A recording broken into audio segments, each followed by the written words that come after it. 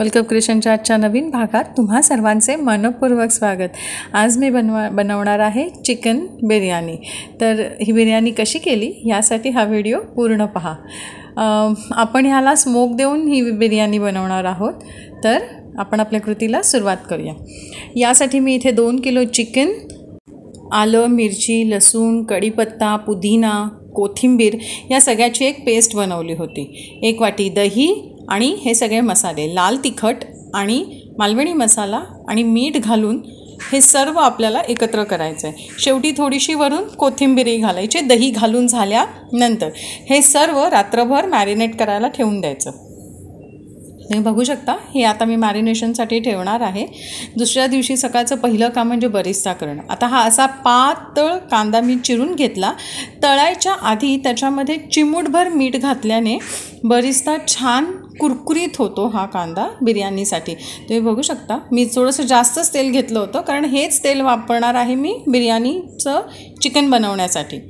So म्हणून मी व्यवस्थित, त्यामुळे माझं कामही पटपट झालं तेल असल्यामुळे व्यवस्थित। हे बघा असं करून कांदा आपल्याला व्यवस्थित फ्राय करून घ्यायचा आहे ब्राऊन रंगामध्ये।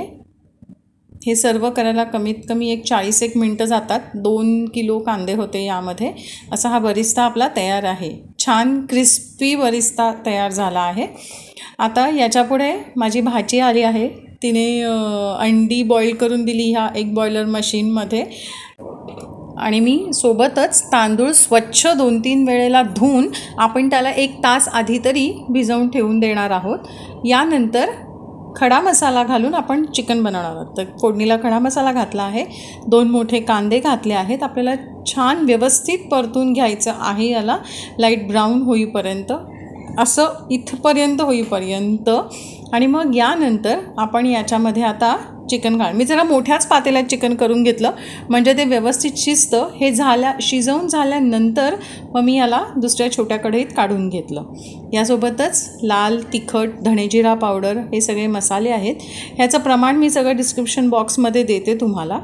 आणि यानंतर याला परतून घ्यायचं। त्यानंतर टॉमॅटो, हे 3 मोठे टॉमॅटो आहेत, त्यालाही व्यवस्थित परतून घ्यायचं। टॉमॅटोचा पूर्ण रस जोपर्यंत ह्या मिश्रणात म्हणजे ह्याच्यामध्ये उतरत नाही फोडणीमध्ये, तोपर्यंत आपण ह्याला परतून घ्यायचं आहे।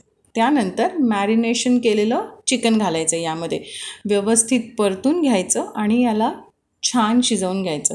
छान तरी आलेलं असं चिकन, तरी म्हणजे ग्रेव्हीवालं तरी असलेलं चिकन तयार होईल। तुम्ही बघू शकता दह्यामुळे ह्याला एक खूप छान असं टेक्स्चर पण येईल आणि छान तरी पण आहे त्याला।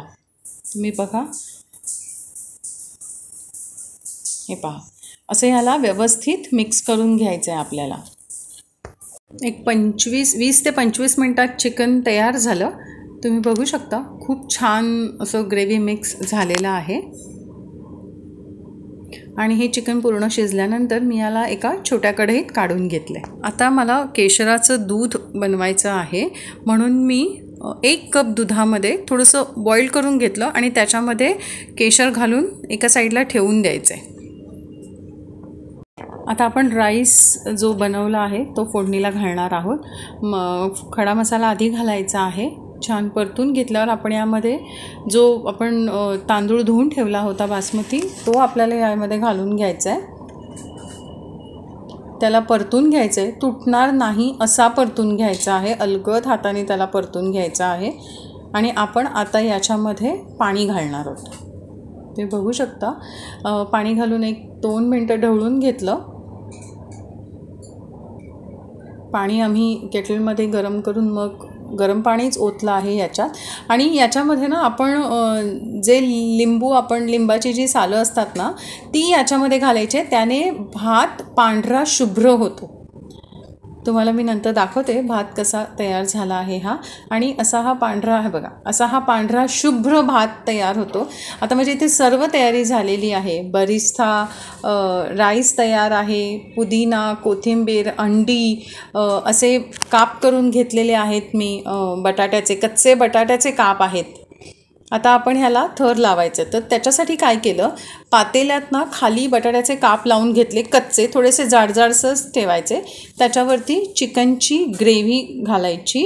ग्रेव्ही घालून झाल्यावर मग आपण त्याच्यावर चिकनचे पीस आपल्याला जसे हवेत तसे घालायचे. मग राईस घालायचा आहे. एक बऱ्यापैकी जाडसर असा लेअर त्याला राईसचा ठेवायचा आहे.